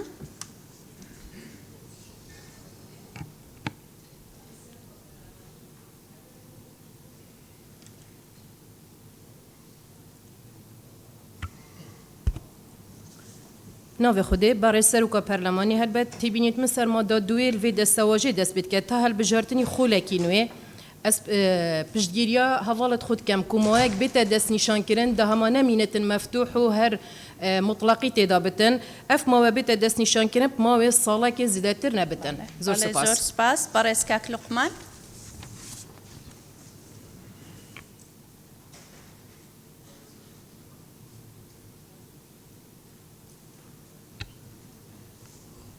بەڕێز سەرۆکی پەرلەمان هێشتنەوەی ئەو ماوە بەکراوەیی جێگەی پرسیارە بۆیە منیش پشتیوانی لەو بۆچوونە ئەەکەم کە پێویستە سەقفێکی زەمەنی دیاریکرا و دیاری بکرێ بۆ هەڵبژاردننی ئەنجومەنی پارێزگاکان لەم بارەوە پشتیوانی لە بۆچوونی کاک سەرکۆ و سەلمەخان و هەواڵەکانی ترەکەم. بەڕێز کاک ڕێبوار فەرموو. وەناوی خوای گەورە میرەبان بەڕێز سەرۆکی پەرلەمان پێم وایە دەقی مادەی 2 پریتە لە چارەسەریەکی یاسایی تەشریعی بۆ ئارێژەیەکی یاسایی کە ڕوبەڕووی ئەنجومەنی پارێزگاکان بۆتەوە لە هەرێمی کوردستان ئەویش ئەوەیە کە ئەنجومەنی پارێزگاکان لە ماوەیەکی دوور و درێژدا لە بۆشایی یاساییدا ببورن بۆیە من پێشنیارەکەم کە دەقی مادەی 2 وەکو خۆی بمێنێتەوە چونکە ئەمە چارەسەریەکی یاساییە سەرباری ئەوەش من تێبینیەکم هەیە لەسەر پیادەکردنی تایبەتمەندیەکان ئەم وشەی تایبەتمەندیەکان بگۆڕێ بە ئەرکەکان باشترە بێ. زۆر سپاس. زۆر سپاس بەڕێز سەرچنار خانم فەرموو.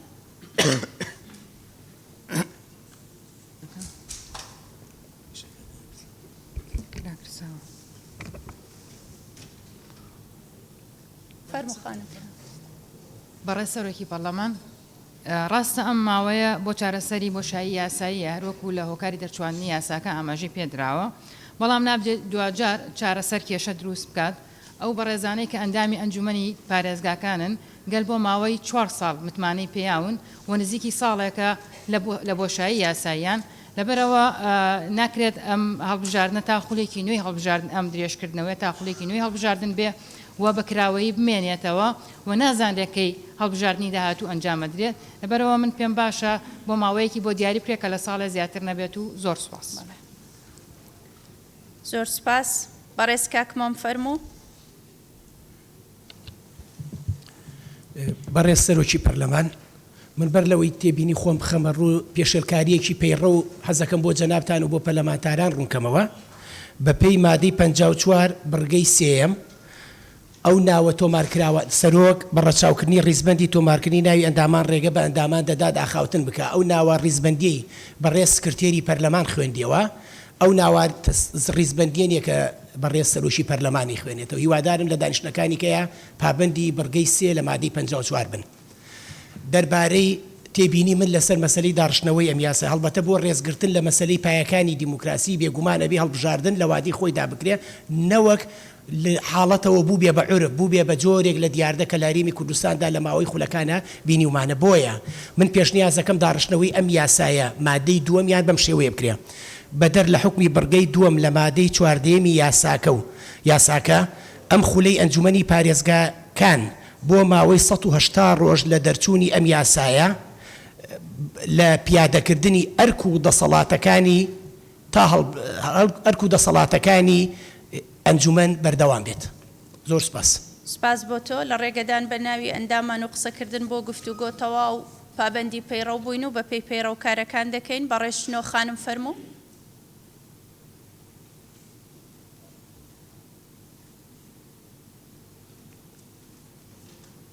بەڕێز موژدە خانم فەرموو. بەڵێ بەڕێز سەرۆکی پەرلەمان بەداخەوە لە ناو دەستگایەکی شەرعیەتدا نابێ ڕێگە بەو درێژکردنەوانە بدرێت کە لەم هەرێمەدا بووە بە عورف پێویستە لەوادەی خۆیدا هەڵبژاردن ئەنجام بدرێەوە مێژوەکەی دیاری بکرێ کە تێیدا ئەم هاوڵاتیانی ئەم هەرێمە زەرمەند دەبن لەم بابەتی درێژکردنەوانەدا پێویستە مێژوو بەروارەکەی بە دەقیقەی دیاری بکرێ پێشنیار دەکەم.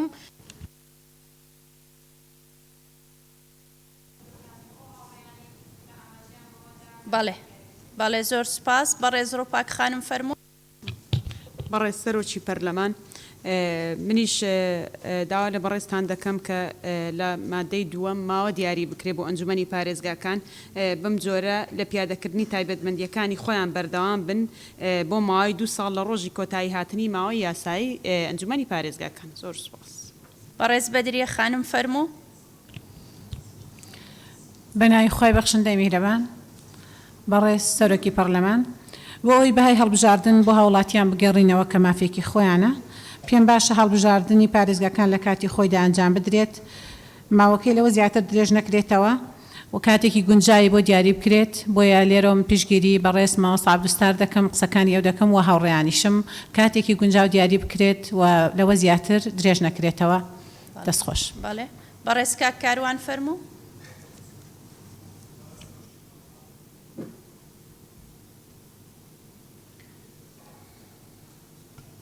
بەڕێز سەرۆکی پەرلەمان نەبوونی سەقفی زەمەنی بۆ ماوەی هەڵبژاردن زمینە ساز دەکات بۆ بۆشایی یاسایی و لێکەوتەی سیاسی لە داهاتوودا بۆ چارەسەرکردنی کێشەکان و ڕێگەنەدان بۆشایی یاسایی و سیاسی لە داهاتوو من پێشنیاز دەکەم مادەکە بەم شێوەی لێ بکرێت بەدەر لە حکمی بڕگەی دووەم لە مادەی 14 یاساکەم خولەی ئەنجومەنی پارێزگاکان لە پیادەکردنی تایبەتمەندیەکانیان لە کاتی کۆتایی هاتنی ماوەی یاساییان تا هەڵبژاردننی خولێکی نوێی ئەنجومەن بەردەوام دەبن بە مەرجێک لە 8 مانگ تێپەڕ نەکات. پشتیوانی قسەکانی کاک سەرکۆ دەکەم لەم بارەیەوە وی هاوتا بکرێت لەگەڵ هەڵبژاردننی ئەنجومەنی پارێزگاکانی عێراق. سپاس. زۆر سپاس.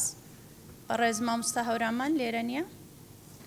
بەڕێزان ئەندامانی دەستەی سەرۆکایەتی هەردوو لیژنە هەڕوونکردنەوەیەکتان هەیە ببورن کاک بەڵێن مابوو. بەڵێ کاک بەڵێن فەرموو. بەڵێ بەڕێز سەرۆکی پەرلەمان دیارە مادەی دوو ئەوەی کە باس کرا نازانم لیژنەی یاسایی ئەوەی کاڵە بەدەر لە حکمی بڕگەی سێم لە مادەی 31 لا برایاندا ئەگەرەوە بمێنێتەوە بێگومان تەسیر دەکاتە سەر ناونیشانی پێشنیازی یاساکە و پێویستی بە گۆڕینە بەڵام ئەوەی کە گرنگە لەم مادەی دووە مەسلەی درێژکردنەوەی وادەی ئەنجومەنی پارێزگاکانە بێگومان هەمومان پشتیوانی لەوەکەین کە هەڵبژاردننی ئەنجومەنی پارێزگاکان هەموو ئەنجومەنە هەڵبژێردراوەکانی تریش لە کاتی خۆیان بکرێت بەڵام ئێمە لە ماوەی ڕابردووە بەداخەوە هەڵبژاردن نەک بۆتە سەبەبی ئیستقرارەتی سیاسی زۆر جار نائیستقرارەتێکی سیاسی تری هێناوە لەبەرەوە پێشنیازەکەم بەم شێوازە دابڕێژێتەوە یان وەکو خۆی بمێنێتەوە یعنی هیچ مدەیەک بۆ هەڵبژاردننی ئەنجومەنی پارێزگاکان دیاری نەکرێت تاوەکو لە یاسای یا لە هەمواری هەشتمی یاسای هەڵبژاردنەکان ڕۆژی نیشتیمانی هەڵبژاردن دیاریەکەین ئەو ڕۆژە لە یەک ڕۆژە هەڵبژاردن بۆ هەموو ئەنجومەنە هەڵبژێراوەکان بە ئەنجومەنی پارێزگاکان و ئەنجومەنی یعنی بە پەرلەمانی کوردستان و ئەگەر هەر هەڵبژاردنێکی ترە بێنی تەواوی هەڵبژاردنەکان بخێنە یەک ڕۆژەوە هەم مەسارفی مالی لەسەر حکومەت و خەڵکی کوردستان سوکترەکە هەم استقرارەتی سیاسی زیاتری لەیەکەوێتەوە هیوادارم ئەم مادەیە کە ئەڵین وەکو خۆی بمێنێتەوە ڕێگە بە دەسەڵاتداران و بە حکومەت نەدا کە بە ڕەهایی بۆ خۆیان چەند بیانێ مدەکە درێژکەنەوە بەڵام پێشنیازیەوەکەم هیچ مدەیەک دیاری نەکرێت بۆ هەڵبژاردننی ئەنجومەنی پارێزگاکان تاوەکو ئێمە ڕۆژی نیشتیمانی هەڵبژاردن دیاریەکەی. زۆر سپاس پشتگیری لە قسەکانی سەرۆکی فراکسیۆنت دەکەی بەڵێ زۆر سپاس. بەڕێز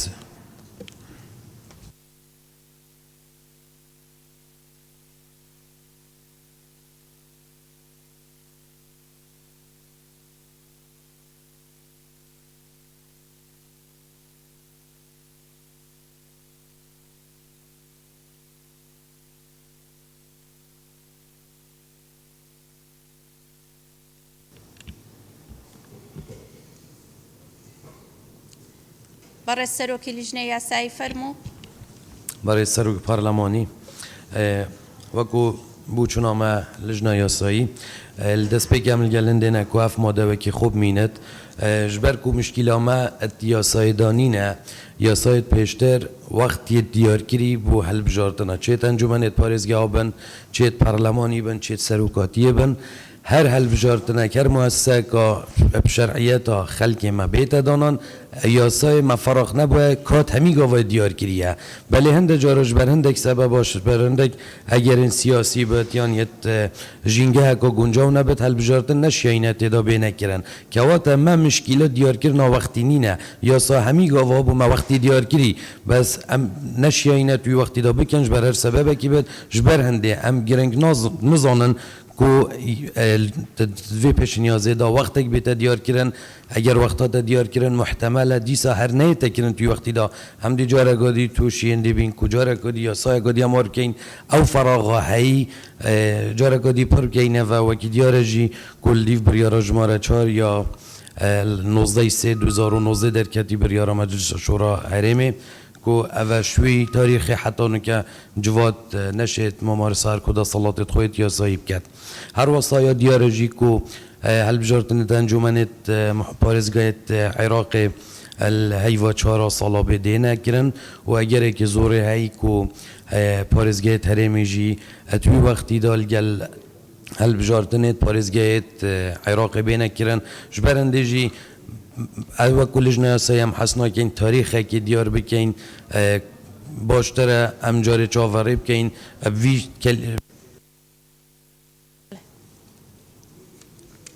بەڵێ زۆر سپاس بەڕێزان چێ دەیەوێ قسە بکە لە لیژنە بەڵێ کاک عوسمان فەرموو.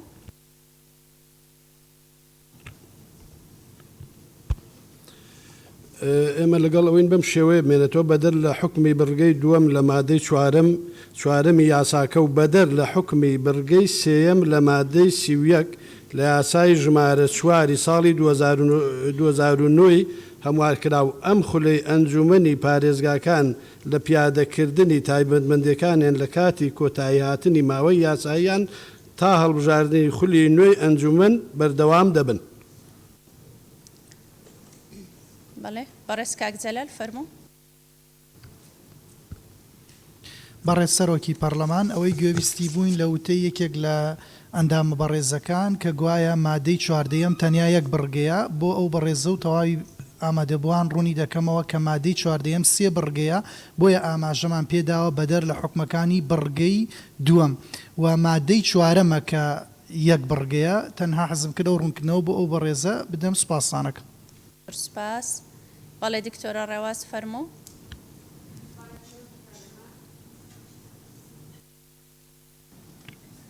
بەڕێستەوەکی پەرلەمان ڕێواز فایق هەرچەنە من حەقی ئەوم نییە وەڵام بدەمەوە بەڵام قسەکەم نوقتە نیزامیە بۆیە قسە دەکەم بەڕێستان دەزانن کە بە گوێرەی دەستوری عێراقی هەر کاتێک قانونێکی هەرێمی کوردستان معالەجەی مۆزوعێکی کردبوو و قانونێکی عێراقیش معالەجەی عینەن مۆزوعی کردبوو هەمیشە ئەولەویەت بۆ قانونە کوردستانیەکەیە یا قانونەکەی هەرێمی کوردستانە لەبەرەوە پێکەوە گرێدانی هەڵبژاردننی پارێزگاکان هەرێمی کوردستان لەگەڵ هەڵبژاردننی پارێزگاکانی عێراق بە تەسەوری من نادەستوریە بۆیە داوا لە بەڕێستان و لیژنەی یاسایی یەکەم کە هەڵبژاردننی پارێزگاکانی هەرێم و عێراق بەیەکەوە گرێ نەدەن چونکە دەستور ئەو حەقەی داوە بە هەرێمی کوردستان کە کار بە قانونەکانی خۆی بکە.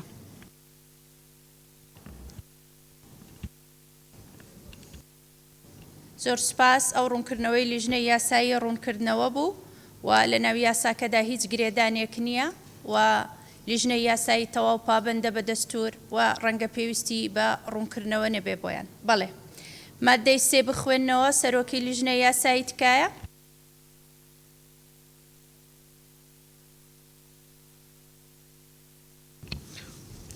بەڕێز سەرۆکی پەرلەمان مادە سێ پێویستە ئەنجومەنی وەزیران و لایەنە پەیوەندیدارەکان حکومەکانی ئەم یاسایە جێبەجێ بکەن. ئەندامانی بەڕێزی پەرلەمان مادەی سێ دەخەینە گفتوگۆ هەر ئەندامێک دەیوێت قسە لەسەر مادەی سێ بکات دەست بەرز کاتەوە.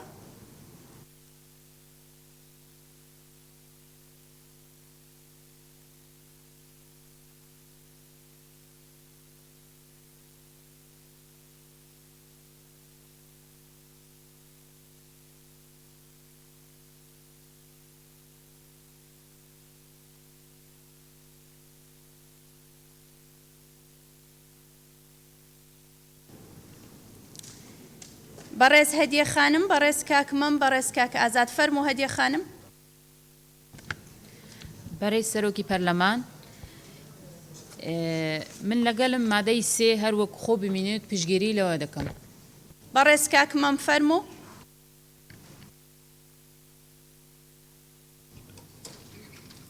برێز سەرۆکی پەرلەمان زۆر جارمە گولڤێ دەستەوە ژێبوت نافۆلێدا و پشتەوانیا پێشنیارە هەواڵێت خۆ دکەم.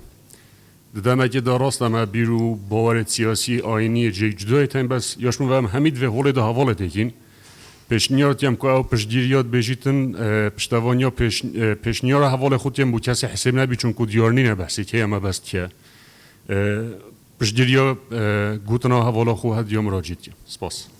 بەڕێز کاک ئازاد فەرموو. بەڕێز سەرۆکی پەرلەمان مادام پێشنیاز یاسای هەمواری یاسای سێ دەکەن دوو پێشنیارمێ دەمێ ئەو دوو پێشنیارە بلێ. یەکەم لە یاسای ژمارە سێ هاتووە ئەنجومەنەکان سەر بە وەزارەتی ناوخۆیە بگۆڕێت سەر بە پەرلەمان بێت باشترە ئەو کات وحدەی حیسابی و هەیکەلیەشی دەبێت چونکە ئێستا ئەنجومەنەکان نە وحدەی حیسابیان هەیە و نە هەیکەلیان هەیە.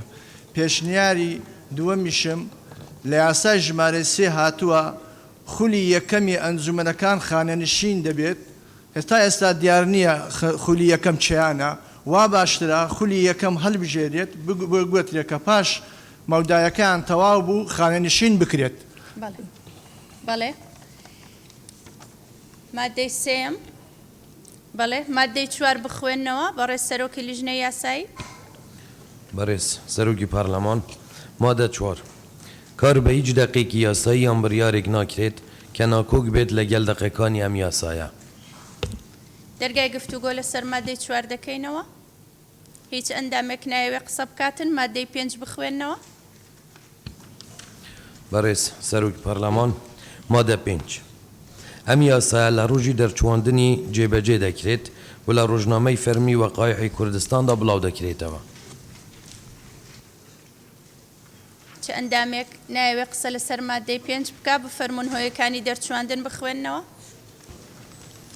بەڕێز سەرۆک پەرلەمان هۆیەکانی دەرچواندن بە مەبەستی دروست نەبوونی بوشایی یاسایی لە ئەنجومەنی پارێزگاکان و بەردەوامبوونی ئەنجومەنەکان لە پیادەکردنی تایبەتمەندیەکانی بە مەبەستی فەراهەمکردن و گەیاندنی خزمەتگوزاریەکان بۆ هەوڵاتیان بە شێوەیەکی باشتر ئەم یاسایە دەرچوێندرا.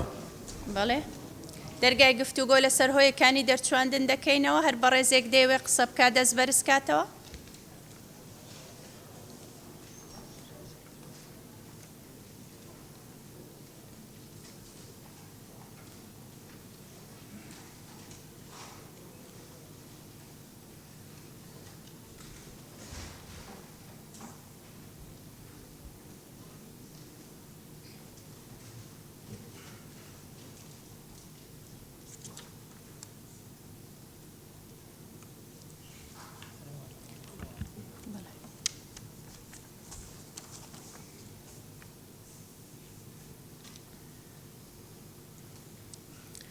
بەڕێز مامۆستاوەیسی، بەڕێز دکتۆر محیەدین، بەڕێز کاک جەنان، بەڕێز دکتۆر شێرکۆ، بەڕێز دکتۆر زێدان، بەڕێز دکتۆر کاظم، بەڕێز دکتۆرە گەلاوێژ، بەڕێز دکتۆری اسماعیل، بەڕێز مامۆستا جیهاد، بەڕێز کاکمەم، بەڕێز مامۆستا ڕێبوار، بەڕێز موژدەخانم. بەڵێ مامۆستاوەیسی فەرموو. بەڕێز سەرۆکی پەرلەمان، من لەگەدام ئەو نەسێ وەکو خۆی بمێنێتەوە تەنها لە دێری دووەم لە پیادەکردنی تایبەتمەندیەکان بکرێت لە پیادەکردنی دەسەڵاتەکان بەمبەستی فراهەمکردن و گەیاندنی خزمەتگوزاریەکان بۆ هاوڵاتیان بە شێوەیەکی باشتر. زۆر سپاس. بەڵێ زۆر سپاس. تەنها ڕوونکردنەوەیەک لەسەر مەسەلەی تایبەتمەندیەکان لەبەرەوەی قانونەکە خۆی اختصاصاتی بەکارهێناوە في ممارسة اختصاصات کە دەڵێن دەسەڵاتەکان یعنی سەلاحیات، بەڵام اختصاصاتی بەکارهێناوە تەرجمە کراوە بۆ کوردیەکەی لەجێ اختصاصات هین بەکار هاتووە تایبەتمەندیەکان، بۆیە ئەوە وەکو ڕوونکردنەوەیەک بۆتان. بەڵێ بەڵێ دکتۆر محیەدین فەرموو. بەڕێز سەرۆکی پەرلەمان، منیش هەر چەند دوو وشە هەیە، یعنی پیادەکردنی تایبەتمەندیەکان بکرێتە پسپۆڕیەکان و دەسەڵاتەکانی و لە ئاخر دێریشێکە ئەم یاسایە دەرچوێنرا، ئەم یاسایە هەموار کرا، چکو ئەو یاسایە دەرنەوچێت هەموار دەکرێت. بەڵێ بەڵێ زۆر سپاس. بەڕێز کاک جەنان. بەڕێز سەرۆکی پەرلەمان، ئەمنش پچیری مامۆستەمام وەسی دەکەم، بەس ئەلێرە ئەمن تەوزیح هەمەیە مۆزوعی پیادەکردنی تایبەتمەندەکانی وا بزانن ببیتە پسپۆر اختصاصات، يعني ئەو کەلیمە ببیت بە پسپۆر و تحدید بکرێ ئایا پیادەکانی بودجەیە دەسەڵاتە لێپرسرینەوەیە ئەرکە ڕوونکردنەوەی دەوێت. زۆر سپاس. بەڵێ بەڕێز دکتۆر شێرکۆ فەرموو. بەڕێز سەرۆکی پەرلەمان، هۆکاری دەرچواندن لەگەڵ مادەی یەک ناگرێتەوە لە ئەم هەموارەیە، بۆیە هۆکارەکانی دەرچواردنیان ئەبێ مادەی یەک لا ببرێ بۆی هۆکاری دەرچواردنەوەکو خۆی بمێنێتەوە، یان ئەبێ هۆکاری دەرچواردن ئەوەی تیا ئیزافە بکرێت کە لە مادەی یەکیش هاتووە. سپاس. زۆر سپاس. بەڵێ دکتۆر زێدان.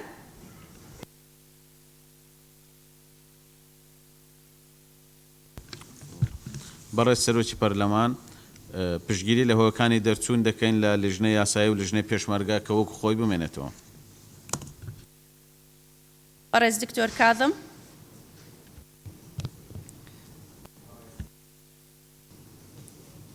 بەڕێز سەرۆکی پەرلەمان، لە دوای ئەو پێشنیازانەی خۆم و هاوڕەکانمان کردمان، پێشنیاز دەکەین هۆیەکانی دەرچواندن مە شێوازەی لێ بکرێ بە مەبەستی دروستنەبوونی بۆشایی یاسایی لە ئەنجومەنی پارێزگاکان.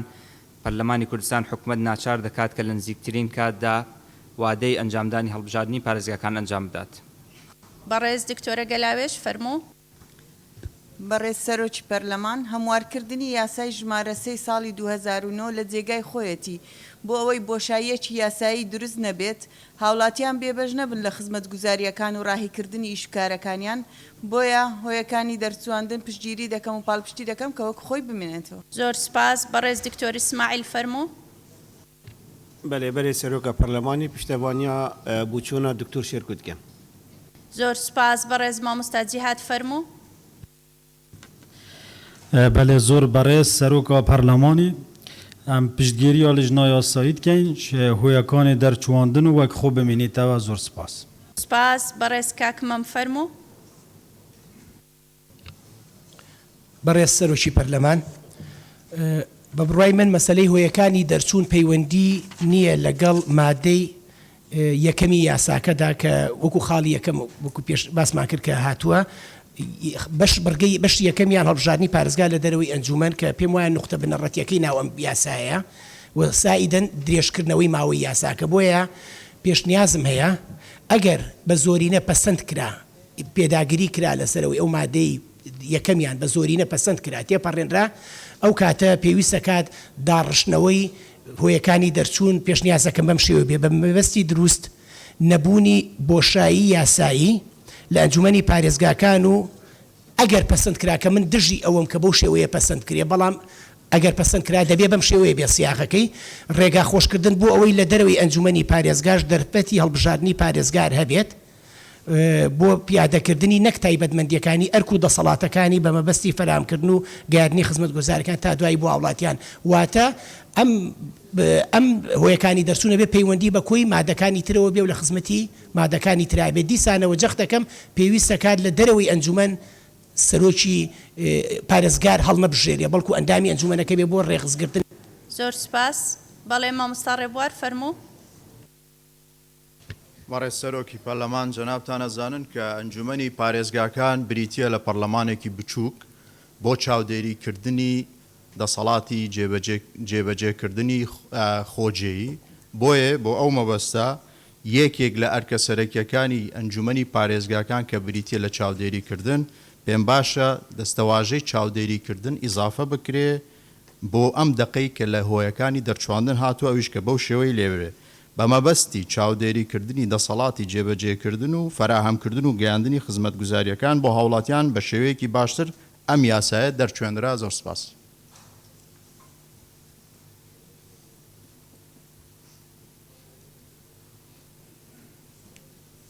زۆر سپاس. بەڕێز موژدە خانم فەرموو. بەڵێ سەرۆکی پەرلەمان پشگیری دەکەم لە قسەکانی بەڕێز دکتۆر کازم. زۆر سپاس. دەستەی سەرۆکایەتی هەردوو لیژنەکە ڕوونکردنەوەتان هەیە؟ کاک عەباس فەرموو. بەڕێز سەرۆکی پەرلەمان بۆ هۆیەکان دەرچواندن ئەم ینی ڕێخستنەوەیە بۆ ئەندامانی بەڕێز بە مەبەستی دروست نەبوونی بۆشایی یاسایی لە ئەنجومەنی پارێزگاکان و بەردەوامبوونی ئەنجومەنەکان لە پیادەکردنی تایبەتمەندیەکانی بە مەبەستی هەڵبژاردننی پارێزگار لە دەرەوە یان لە دەرەوەی ئەندامانیان لە نێوانیاندا بۆ فراهەمکردن و گەیاندنی خزمەتگوزاریەکان بۆ هاوڵاتیان بە شێوەیەکی باشتر ئەم یاسایە دەرچوێنرا. ئەمە هەندێک ڕای ئەندامانیش بوو ینی بۆ ڕێخستنەوەی هۆیەکانی دەرچواننی. سپاس بۆ جەنابەت.